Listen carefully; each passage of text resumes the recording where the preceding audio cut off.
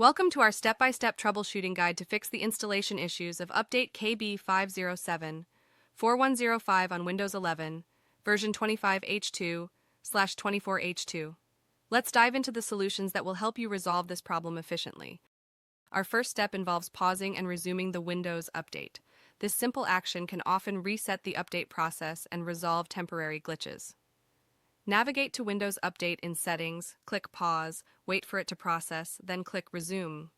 Finally, check if the update begins to install correctly. Next, we ensure that critical background services are running correctly. This is crucial for Windows Update to function. We'll configure and restart 3 key services. Start by typing Services in the Windows search box and accessing the Services app. Restarting services is a 3-part process. For each service, set it to automatic, start the service, and then restart it.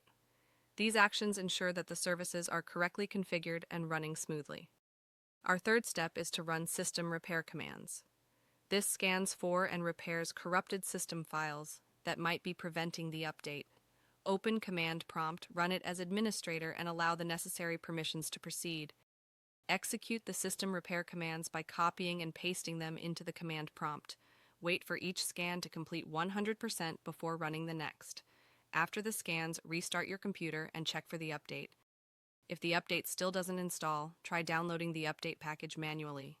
Access the Microsoft Update catalog, search for KB5074105, find the exact version for your system, and follow the on-screen instructions to download and install. Step 5 involves reinstalling Windows via recovery. This advanced option reinstalls the current version of Windows to fix problems while preserving your apps, files, and settings. Follow the steps to initiate the recovery process. For a comprehensive repair, perform an in-place upgrade using the Media Creation tool. This method reinstalls Windows while preserving personal files and applications. Download the tool, run the executable, and select the ISO file to save it to your desktop.